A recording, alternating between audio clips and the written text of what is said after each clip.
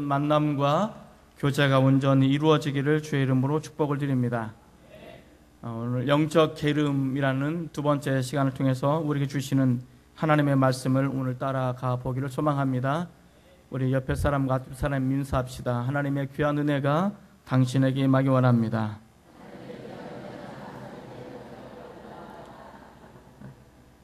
하나님의 귀한 은혜가 우리 모두에게 넘쳐나기를 소망합니다. 우리가 다윗의 인생을 쭉 추적해 보고 있습니다. 다윗의 인생 가운데 가장 처참하게 일그러진 시간이 있다면 언제일까? 다윗이 사울에게 쫓기는 10년의 동안 광야의 여정일까? 동굴에서 박쥐처럼 숨어 살아가는 그 시대일까? 아니면 그가 유다의 왕이 되고 남북으로 인해서 7년 가까이 전쟁을 하는 민족 상잔했던 전쟁이 일어난 그 시기일까? 아니면 그가 아들에 의해서 폐위당하고 맨발로 야밤에 눈물을 흘리면서 동산을 넘어가면서 쫓기는 그때일까? 쭉 생각해 보면 지금 이 순간 우리가 읽었던 이 본문의 시간이 다윗의 인생에 있어서 가장 처참하게 일그러진 그런 모습을 우리에게 소개하고 있지를 않나, 그런 생각을 갖게 되어집니다. 다윗의 모습은 여전히 왕입니다. 그는 이스라엘의 통합 왕국으로서 강성한 나라를 이루고 있는 왕인이고, 그는 만인지상으로서 수많은 사람들에게 존경을 받는 그런 자리에 여전히 남아 있습니다. 전쟁은 계속되어지지만 그 전쟁에서 패배의 소식보다는 승리의 소식이 날마다 날아오게 되어지는 그런 강대한 나라의 왕으로 다윗이 있습니다. 겉으로는 화려해 보이고, 겉으로는 강성해 보이고, 겉으로는 엄청난 어떤 그러한 왕국을 만들어 나가는 그런 왕이지만 그의 내면의 세계부터는 점점 메말라져 가는, 그래서 점점 쪼그러져 가고 궁극적으로 그가 심각한 나락에 떨어지는 그런 상황 속에 놓여져 있음을 우리에게 이야기해 주고 있습니다. 그의 개인적인 모든 모습은 처참하게 일그러지고 나락에 뒤둥그는 그런 모습을 이 시간에 다윗이 경험을 하게 되어집니다. 다윗이 영적 게으름을 갖게 되어지는 이유, 지지난주에 우리가 세 가지를 통해서 배우게 되었죠. 여러 가지 원인이 있습니다만 다윗이라는 한정적으로 개인에 대해서 우리가 영적 게으름을 살펴보고 있는데, 다윗의 영적 게으름의 첫 번째 원인은 그가 해야 될, 마땅히 해야 할 의무를 다하지 않을 때 영적 게으름이 틈타게 되어진다라는 것입니다. 우리의 영적인 기본기를 무시하게 되어질 때 그 순간부터 영적인 게으름이 우리에게 틈타게 되어집니다. 두 번째 원인은 불편한 기도의 자리에 앉기보다는 편안한 자리에 머물러 있을 때 영적인 게으름이 틈타게 되어진다라는 것을 알 수가 있습니다. 세 번째는 영적 무지의 상태로 하나님과의 관계가 단절되어지고 훼손되어지고 하나님과의 교제가 있어서 고장났을 때 영적인 게으름에 이르게 되어진다라는 것을 알 수 있습니다. 이런 영적 게으름에 빠지게 되어질 때 무서운 현상들이 나타나는데 우리는 그것을 영적 게으름의 결과라고 설명할 수 있습니다. 영적 게으름의 결과를 여러 가지 볼 수 있지만 오늘은 특별히 한 가지만 보도록 하겠습니다. 영적 게으름의 결과, 그것은 탐욕의 늪에 빠지게 되는 것입니다. 한번 따라해 볼까요? 탐욕에 눈이 어두워진다는 사실입니다. 네. 우리가 영적 게으름에 빠지면 탐욕의 눈이 어두워져서 탐욕의 덫에, 탐욕의 깊은 늪에 빠지기 시작한다는 것을 우리에게 이야기해 주고 있습니다. 영적 게으름이라는 것은 하나님과 나 사이의 관계가 고장이 났다는 것입니다. 하나님과 나 사이에 관계가 훼손되었거나 병들었다라는 것을 의미하고 있습니다. 그래서 하나님과의 교제에 있어서 문제가 발생을 합니다. 그런데 우리는 이 문제가 발생하는지를 잘 몰라요. 왜냐하면 매 주마다 하나님 앞에 나와서 예배하고 또 예배하기 때문에 내가 예배를 하기 때문에 하나님과 나와의 관계는 이상무라고 생각할 수도 있다는 것입니다. 사실은 그렇지 않은데, 우리가 나와서 하나님 앞에 예배하고 우리가 주어진 그 임무를 다하고 때로는 헌신하고 때로는 우리가 열심히 뭔가 봉사를 한다고 해서 하나님과 나 사이의 관계가 온전하다라고 생각해서는 안 된다라는 것을 우리에게 이야기해 주고 있습니다. 다윗은 그 모든 것을 진행해 나가고 있었습니다. 그는 1년 가까이 하나님과의 관계가 단절되었을 때도 그는 여전히 하나님을 사랑한다라고 고백하고 누구보다도 더 많은 예물을 담아서 하나님 앞에 예배자로 서게 되어진 것을 우리는 잊지 말아야 됩니다. 자, 그가 그렇게 날마다 매 순간마다 하나님 앞에 나와서 예배를 드린다고 해서 그가 영적으로 충만하게 채워지거나 하나님의 은혜로 가득 채워지는 그런 사람으로 살아가고 있지 않다라는 사실을 우리에게 보여주고 있습니다. 영적 게으름의 결과는 하나님과 나 사이의 관계가 훼손되어지고 고장났기 때문에 하나님께서 위로부터 공급하신 은혜, 하나님께서 위로부터 나에게 공급하시는 이 축복의 물줄기가 단절이 된 거예요. 나에게 임하지 않은 거예요. 내 심령 가운데 나타나지 않는 거예요. 자, 그렇기 때문에 하나님으로부터 나에게 임하는 은혜가 단절이 되었기 때문에 우리는 여전히 하나님 앞에 서긴 하지만, 하나님 앞에 예배자로 나오긴 하지만 우리 안에 갈급함이 있는 거예요. 목마름이 있는 것입니다. 갈증이, 영적인 갈증이 생겨나는 것입니다. 내 안에 영적인 갈증이, 목마름이 해결되지 않는 것입니다. 처음에 이 영적인 갈증을 해결하기 위해서 하나님 앞에 더 자주 나옵니다. 더 많이 기도의 시간을 갖기도 합니다. 더 많이 헌신을 하기도 합니다. 그런데 이 훼손된 하나님과 나의 관계가 훼손된 이것이 복원되기 전에는 우리 안에 내면의 갈증, 내면의 목마름, 이것이 해결이 잘 되지 않는다는 사실입니다. 자, 그렇기 때문에 처음에는 하나님 매달리다가 되지 않으니까 결국 어떻게 합니까? 다른 것에 눈을 돌리기 시작합니다. 다른 것은 무엇입니까? 이 세상에서 나를 만족시킬 것이 무엇이 있는가를 찾기 시작한다는 것입니다.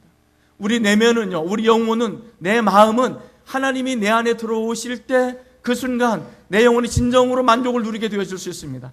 하나님이 공급하신 은혜가, 성령이 내 안에 임하고 하나님의 축복이 내 안에 임하게 되어질 때, 내 심령에 채워지게 되어질 때 나는 진정으로 만족을 누리게 되어지는데, 이것이 단절되어지고 이것이 끊어지고 이것이 훼손되어졌기 때문에 내 안에 만족이 이루어지지 않는 거예요.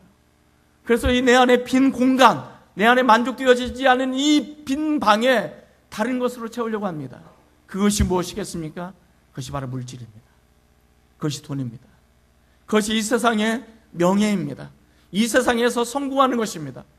그것이 내 안에 채워지지 않기 때문에 성적으로 더욱더 타락하게 되어지는 것입니다. 내 안에 채워지지 않기 때문에 알코올로 채워지려고 합니다. 내 안에 채워지지 않기 때문에 게임으로, 때로는 중독으로, 다양한 모습으로, 도박으로 이것이 채우려고 하게 되어지는 것입니다. 그런데 그것이 채워지지 않아요. 이것이 영적 게으름이 가져다 주는 무서운 결과입니다. 자, 그것이 채워지지 않기 때문에 우리는 더욱더 탐욕에 눈을 뜨게 됩니다. 더욱더 그것을 가지려고 탐욕스럽게 우리는 빠져들기 시작합니다. 마치 내가 목이 말라서 바닷물을 마시면 더 갈증이 나는 것처럼 이 세상의 것을 가지고 내 안에 영적인 것으로 채우려고 하다 보니까 채워지지 않음으로 인해서 우리는 더욱더 그것에 대해서 애착을 갖고, 그것에 대해 탐욕을 갖고, 그것이 없으면 나는 망할 것 같고, 그것이 없으면 나는 죽을 것 같고, 그것이 없으면 나는 이 세상 아무 의미가 없는 그런 존재로 생각하게 되어지는 것이죠. 그래서 우리는 세상에 그것을 가지고 더 매달리고 더 붙잡으려고 하는 그런 삶의 모습으로 바뀌어져 가더라는 것입니다. 한번 잘 생각해 보시기 바랍니다. 우리나라가 6.25가 끝나고 폐허덤 위에서 얼마나 많은 사람들이 신음하고 어려웠었습니까? 보릿고개를 지날 때 지금과 비교할 수 없을 정도로 얼마나 많이 힘들고 어려웠습니까? 저는 지금도 보리밥을 안 먹어요. 얼마나 꽁보리밥을 많이 먹었는지, 2번 삶아야 먹는 보리밥, 씹어도 씹히지 않고 옆으로 삐져나가는 그 보리밥, 그래서 여러 가지 나물과 버무려가지고 된장 넣고 비벼 먹어야만 먹을 수 있는 그 보리밥, 지금 징글 맞아서 보지도 않아요. 자, 그런데 그런 시기를 우리 지났잖아요. 그래도 제가 나이가 많은 사람은 절대 아닙니다. 오해하지 마십시오. 그런 시기를 지나면서 우리는 하나님 앞에 나와서 기도하기 시작하는 것입니다. 새벽에 시간부터 하나님 앞에 나와서 기도하기 시작합니다. 그리고 밤, 낮에 많이 일을 합니다. 육체적인 피곤함을 가지고 일을 합니다. 그럼에도 불구하고 그 다음날 하나님 앞에 나와서 기도합니다. 돈이 없어서 우리 자식들을 교육을 제대로 시키지 못합니다. 돈이 없어서 새빵살이를 하게 되어집니다. 한 칸짜리 온 가족이 둘러앉아서 살아가게 될 때가 얼마나 많습니까? 그런데도 우리는 그 순간 어렵고 힘들고 고난의 찬 삶을 살아왔지만 우리는 하나님 앞에 끊임없이 기도함으로 인해서 하나님과의 관계가 형통하다 보니까 기쁨이 넘쳐나는 거예요. 은혜가 있는 거예요. 우리가 이 세상 포기할 수 없는 삶을 살아가게 되어지는 거예요. 그때는요, 자살하라고 해도 자살하지도 않아요. 왜냐하면 내가 왜 살아야 되는지 알기 때문에 그런 거예요. 그런데 어느 순간부터 우리가 풍요로워지기 시작합니다. 넉넉해지기 시작합니다. 애달프게 하나님 앞에 기도하지 않아도 될 만큼 넉넉한 삶을 살기 시작합니다. 그래서 하나님과의 관계가 훼손되어지고 영적 게으름에 빠져서 우리도 모르는 사이에 하나님과의 관계가 훼손이 된 거예요. 고장이 난 거예요. 채워지지 않기 때문에 이 세상에 더욱더 물질의 애착을 갖는 거예요. 더 큰 집의 애착을 갖고, 더 큰 물질의 애착을 갖고, 더 성공의 애착을 갖는 거예요. 그것을 갖지 못하면 나는 망하니까, 그것을 갖지 못하면 내 안에 채워지지 않으니까, 그것이 없으면 나는 무너질 수밖에 없으니까, 하나님으로 인해서 채워지는 것이 이제는 세상 것으로 채워지려니까 채워지지 않는 이 중독의 세대에 우리가 살아가고 있는 것입니다. 그래서 작금의 세대를 우울증의 시대라고 말하고 있습니다. 작금의 시대를 우리는 중독의 시대라고 설명을 할 수가 있는 것입니다. 왜 그렇습니까? 영적 게으름으로 인해서 하나님과의 관계가 훼손되어지고, 그 관계로 인해서 우리는 채워지지 않은 목마름을 채우려고 하는 탐욕의 덫에 빠져 있기 때문에 그런 것입니다. 다윗이 지금은 그런 상황에 빠져 있습니다. 이런 다윗은 욕망을 추구할 때 어떻게 추구하는지를 한번 봅시다. 우리가 11장과 12장을 통해서 다윗의 영적인 그 충만함이 채워지지 않은, 그래서 육체적인 욕망에 사로잡힌 그 모습을 우리에게 보여주고 있습니다. 11장 2절에서 4절 말씀입니다. 11장 2절에서 4절 좀 깁니다만은 한번 보시겠습니다. 11장 2절에서 4절 같이 있습니다. 시작. 저녁 때 다윗이 그의 침상에서 일어나 왕궁 옥상에서 거닐다가 그곳에서 보니 한 여인이 목욕을 하는데 심히 아름다워 보이는지라.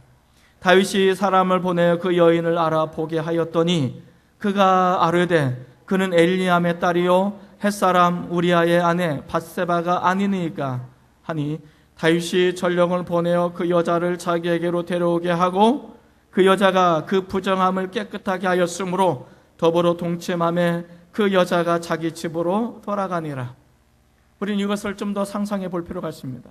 지금 다윗의 부하들은 목숨 걸고 지금 싸우고 있습니다. 그런데 다윗은 불편한 기도의 자리에 머물러 있는 대신에 안락한 편안한 자리에 머물러 있죠. 그래서 그는 늘어지게 늦잠을 잡니다. 그리고 그 잠을 자고 선선한 오후가 됐을 때 옥상을 거니는데 한 여인이 목욕하는 것을 봅니다. 근데 그 여인이 얼마나 아름다워 보이는지, 이 욕망에 사로잡히니까 그것을 끊을 수가 없는 거예요. 그래서 저 여인이 도대체 누군가 한번 알아봐라. 알아봤더니 누구예요? 충직한 부하 우리아의 아내였습니다. 이 우리아는 어떤 사람입니까? 다윗의 매우 용맹한, 다윗을 위해서 목숨을 건 충직한 부하였습니다. 자, 그래서 보고합니다. 그 사람은 우리아의 아내입니다 라는 것입니다. 그러니까 이 말은 뭐냐면 당신이 넘보아서는 안 되는 여인입니다, 이 말과 똑같은 거예요.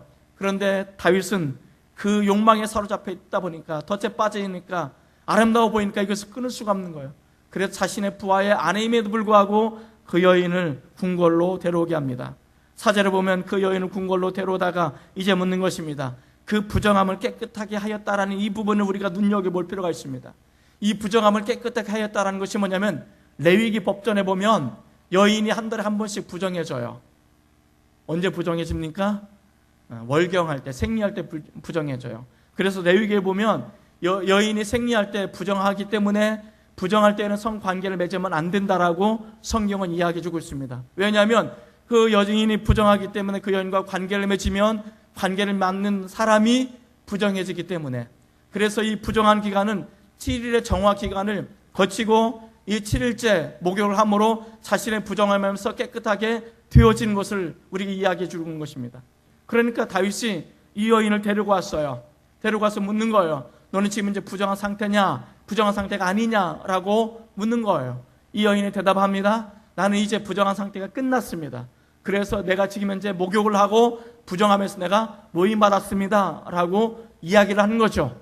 다윗이 이 정결 법전을 어기지 않기 위해서 뭐라고 말합니까? 부정했느냐 부정하지 않느냐, 이것을 보는 것입니다. 만약에 그 여인이 나는 부정한 상태입니다 라고 말했으면 이 여인을 끌고 침상으로 가지는 않았을 거예요. 그런데 이 여인이 부정하면서 노임을 받다는 이야기를 듣고 그 여인을 자신의 권력으로, 자신의 힘으로 그 여인을 침상으로 끌고 가 동침을 하게 되어지는 것입니다. 정말 웃기는 일 아닙니까? 십계명에 보면 뭐라고 말씀하고 있습니까? 내 이웃의 아내를 탐하지 말라고 말하고 있습니다. 내 이웃의 아내를 탐하는 자는 죽을 것이라고 이야기합니다.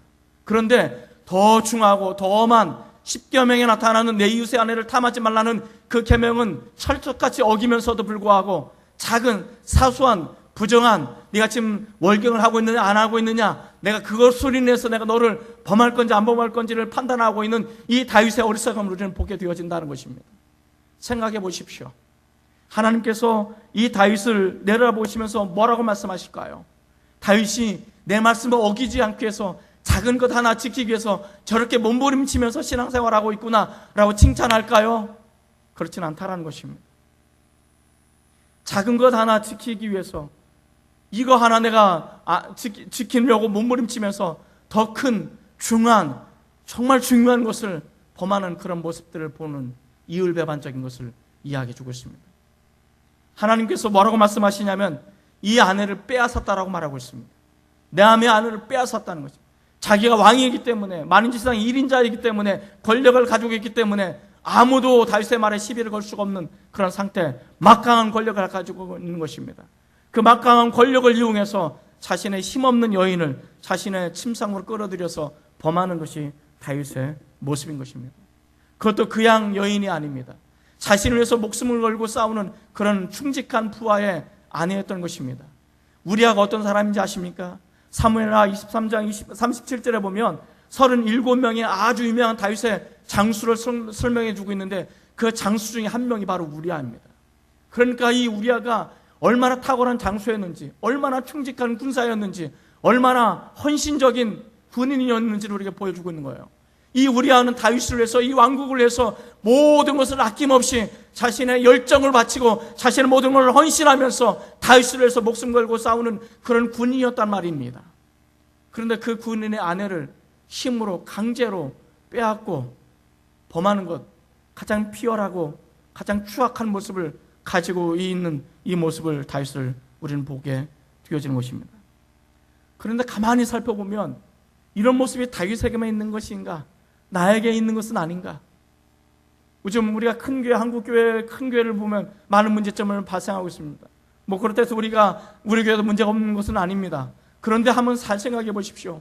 이 하나님의 교회, 그리스도의 피로 값주고 사신 이 교회가 마치 내가 잘해서 부흥한 것처럼 여기고 내가 능력이 있어서 더 많은 사람들이 모아서 이것이 내 교회라고 아우성치는 것처럼 느껴질 때가 얼마나 많습니까?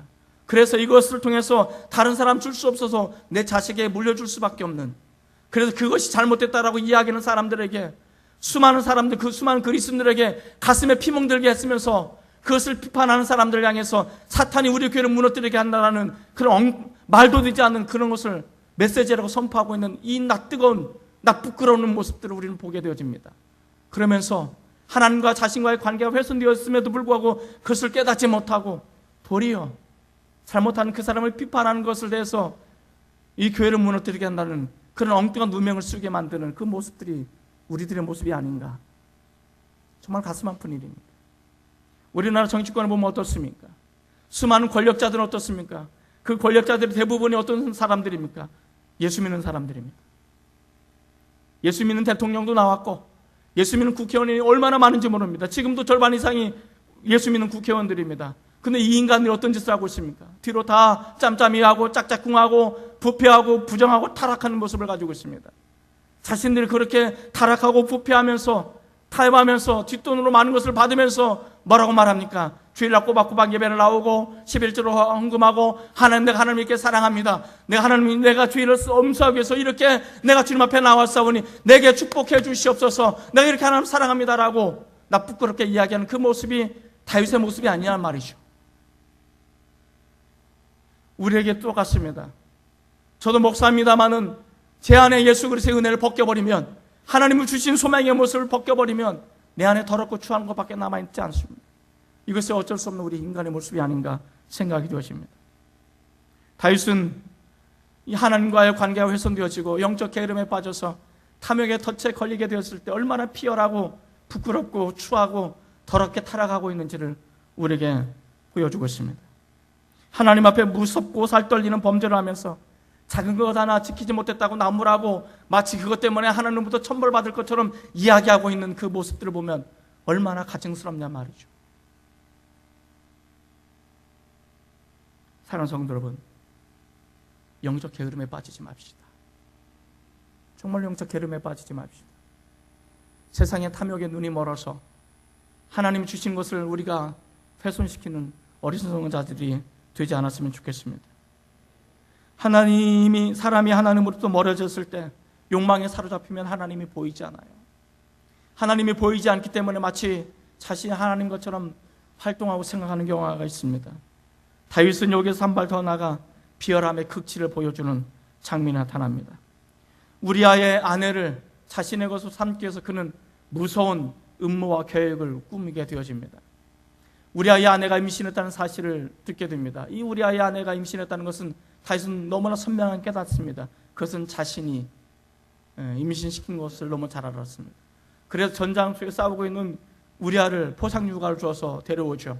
그리고 집으로 돌려보냅니다. 그러나 우리아는 집으로 가지 않죠. 어떻게 말하고 있습니까? 지금 전장에서 목숨을 걸고 싸우고 있는데 내가 어떻게 따뜻한 밥을 먹고 아내를 내 품에 품을 수 있습니까? 나는 그럴 수 없습니다. 그러면서 성전의 문지기와 함께 뭐하고 있습니까? 거치는 야영을 하고 있습니다. 집으로 돌아가지 않습니다. 그리고 군대로 다시 전쟁터로 복귀하게 되어집니다. 이 복귀하는 이 우리아에게 다윗은 하나의 편지를 써 보냅니다. 성경을 읽어봅시다. 11장 14절 15절 말씀입니다. 11장 14절과 15절 그럼 같이 한번 읽겠습니다. 시작. 아침이 되매 다윗이 편지를 써서 우리아의 손에 들려 요압에게 보내니 그 편지에 써서 이르기를 너희는 우리아를 맹렬한 싸움에 앞세워 두고 너희는 뒤로 물러가서 그로 맞아 죽게 하라 하였더니, 자, 편지를 써서 보내는데 우리아가 편지를 가지고 요압에게 갑니다. 근데 편지의 내용이 무엇입니까? 우리아를 죽이라는 것입니다. 맹렬한 전쟁터 맨 앞에 세우고 맨 앞에서 싸우게 하고 나머지는 뒤로 물러나서 화살바지로 죽게 하라는 것입니다. 그런데 더 참혹한 것은 뭐냐면 우리아는 그것도 모르고 자신을 죽일 음모와 계획을 가진 이 편지를 가지고 요압에게 전해주는 것입니다. 얼마나 야비합니까?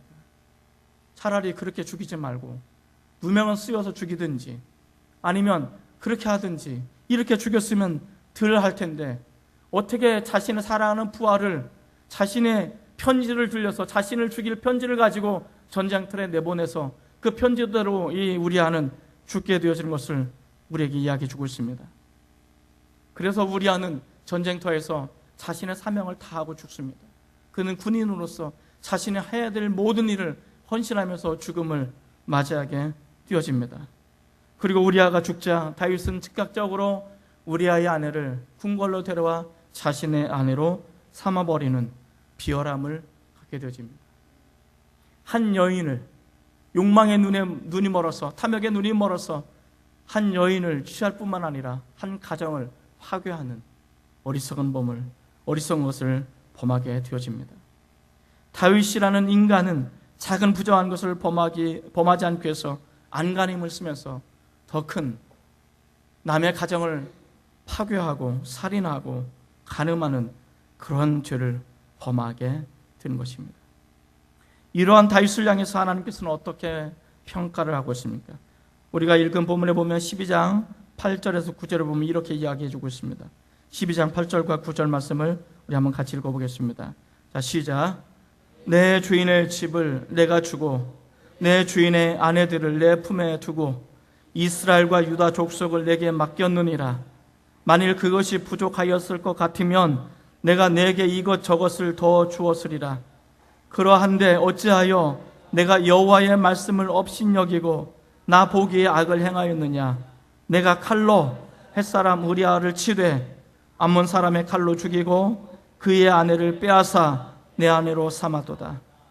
하나님께서는 다윗을 향해서 이야기합니다. 다윗아, 너에게 부족한 것이 뭐가 있었니? 내가 너에게 지금까지 준 것 중에서 어떤 것이 부족했니?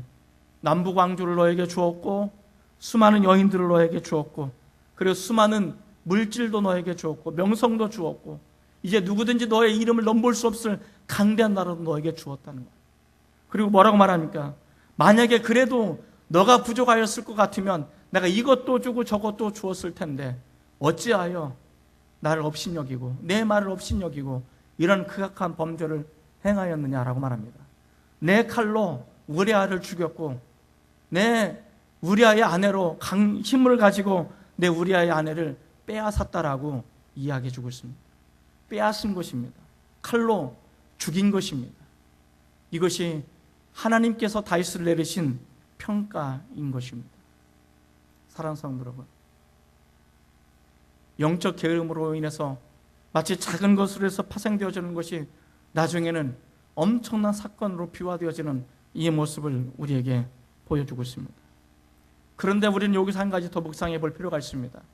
하나님께서 이 추잡하고 비열하고 야비한 이 다윗의 모습, 인간으로 도저히 행할 수 없는 이 야비한 이 행위들을 하나님께서는 성경에 그대로 기록한 이유와 목적이 있을 거라는 것입니다.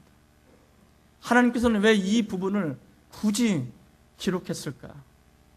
어쩌면 다윗이라는 명성, 다윗이라는 그 하나님의 부르심을 받고 정말 누구나 흠모할 만한 그런 왕으로 쓰임받는 그런 사람에게 왜 하나님께서 이런 부끄러운 부분을 감추지 않고 낱낱이 다 까버리고 낱낱이 그렇게 다윗의 비열하고 추월한 그런 부분들을 그렇게 다 드러나게 하신 이유가 뭘까? 우리에게 교훈을 주기 위해서입니다. 영적인 충만함을 잃어버릴 때, 영적인 게으름에 빠지게 되어질 때, 영적 분별력을 상실하고 하나님과 나와의 관계가 고장나서 우리 눈에 더 이상 하나님이 보이지 않게 되어질 때, 내 가슴 속에서 내 마음 속에서 하나님의 감동이 사라지고 몸이 건조해지고 더 갈라지는 것처럼 목말라지기 시작할 때, 우리 영적 분별력을 상실하게 되어질 때 우리는 세상의 탐욕에 빠질 수 있다는 것을 보여주고 싶은 것입니다. 그리고 우리에게 이야기해주고 있습니다. 하나님께서는 우리에게 마찬가지로 주십니다. 하나님께서 우리에게 주실 수 있는 최고의 선물을 우리에게 주셨다라고 이야기해주고 있습니다. 무엇입니까? 예수님의 십자가입니다. 예수님의 십자가로 인해서 우리의 구원, 우리는 멸망받을 수밖에 없는 우리가 영원한 천국으로 들어갈 수 있는 구원을 받았다라고 이야기해주고 있습니다. 우리가 받은 구원이 얼마나 큰지 아십니까? 우리 주님께서는 그렇게 이야기합니다. 한 영혼이 온 천하보다도 귀하다라고 말하고 있습니다. 한 심령이, 한 영혼이 온 우주하고도 바꿀 수 없을 만큼 그렇게 값진 무게가 있는 영혼의 무게라고 이야기해주고 있습니다. 이 한 영혼을 구원하시기 위해서 하나님께서는 자신의 아들 예수를 이 땅에 보내시고 모진 고난을 받게 하여 주시고 십자가를 지게 하시고 못 박혀 죽게 하셨다라고 이야기해주고 있습니다. 그 십자가의 못 박힘이 여러분의 구원을 얻게 하는 것입니다. 내가 받은 이 구원이 세상 그 어떤 것으로 바꿀 수 없는, 이 세상 그 어떤 것으로는 맞바꿀 수 없는 가장 크고 중한 무게를 지니고 있다라고 이야기해주고 있습니다. 그런데 어느 순간부터인가 이 세상의 어떤 것으로 바꿀 수 없는 이 구원의 무게가 점점 가벼워지기 시작하는 것입니다. 이 구원의 무게가 점점 가벼워지더니 이제는 이 구원의 무게가 하찮은 것처럼 여겨질 때가 있습니다. 그리고 이 구원의 무게보다도 이 세상에서 잘 먹고 잘 사는 것이 무엇보다 더 중요하다라고 여겨지는 그런 상황 속에 놓여지게 되는 것입니다. 한번 생각해 봅시다. 우리가 하나님이 나에게 베푸신 이 구원 한 가지만으로도 우리는 이 세상에서 얼마든지 힘들고 어렵게 살아가도 우리는 한평생 감사와 찬양을 올리면서 살아갈 수가 있습니다. 왜냐하면 이 세상 그 어떤 것과도 바꿀 수 없는 것이 구원이기에 내가 가진 이 구원, 내가 받은 이 구원의 기쁨을 우리가 누리면서 살아가게 되어질 때 이 세상 그 어떤 것으로도 바꿀 수 없는 것이기에 우리는 이 세상에서 비록 고난받고 이 세상에서 어려움을 당하고 이 세상에 눈물 흘리는 그런 삶을 살아가도 우리는 그럼에도 불구하고 내가 가진 이 구원으로 인해서, 내가 가진 이 십자가의 사건으로 인해서 우리는 얼마든지 감사할 수 있단 말입니다. 얼마든지 기뻐할 수 있단 말입니다. 그런데 영적인 목마름 때문에, 영적인 게으름 때문에 이 구원의 가치를 제대로 깨닫지 못해서, 내가 가진 이 구원을 제대로 알지 못해서 이것을 가볍게 여기고 오히려 세상 것이 더 중요한 것처럼 여겨지면서 그 길로 욕망의 늪으로 빠져나갈 때가 얼마나 많은지 모릅니다. 사랑하는 성도 여러분, 하나님 한 분만으로 만족하십니까?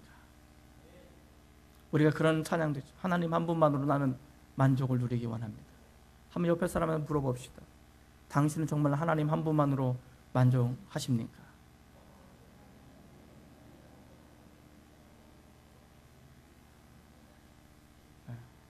꼭 물어보기만 하고 대답은 대답 좀 해봐요. 하나님 한 분으로 만족하십니까? 정말 하나님 한 분으로 만족하실 수 있습니다. 목사님 매주 왜 대답할 수 없는 것만 물어봐요? 뭐 이런 사람도 있을 거예요.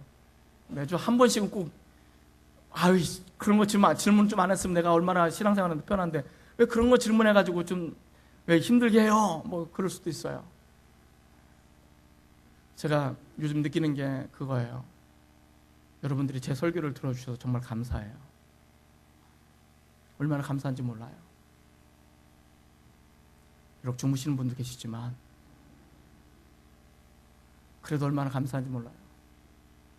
누가 제 설교를 들어주겠어요? 맨날 이상한 질문만 하고 대답할 것만 못하는 것만 질문하고 그러는데, 그러나 우리는 이 질문 한번 물어봐야 됩니다. 나는 정말 하나님 한 분으로 만족을 누리실 수 있습니까? 하나님 때문에 고난받아도, 하나님 때문에 물질적인 부유함을 누리지 못해도, 하나님 때문에 내가 이 세상에 가장 낮고 힘들고 어려운 상황 속에 직면해도 그래도 나는 만족하실 수 있습니까? 감사할 수 있으십니까? 여러분들이 감사할 수 있는 사람이 되었으면 좋겠습니다. 그런데 아직도 하나님 아시잖아요. 뭘 알아요? 이거 필요한 거 아시잖아요. 그럼 하나님께 뭐라고 말하면 알지. 네 필요한 거 알지. 근데 무엇보다 필요한 것은 십자가의 감동이 더 필요한 것 같다. 네가 다시 한번 복음 앞으로 돌아왔으면 좋겠어. 네가 다시 한번 나를 경험했으면 좋겠어. 내가 다시 한번 이 말씀을 경험했으면 좋겠어. 이것이 너에게 무엇보다 필요해 라고 말씀하지 않으실까? 사랑하는 성도 여러분, 우리 다시 십자가 앞으로 나오십시다. 다시 십자가를 붙잡고 기도하십시다. 하나님, 나 이렇습니다.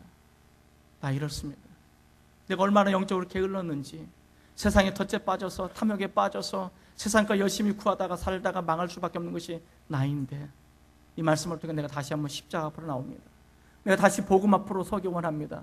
나를 위해서 구원하시기 위해서 십자가 죽으신 그 예수님의 복음 앞에 내가 다시 한번 설 수 있게 도와주옵소서.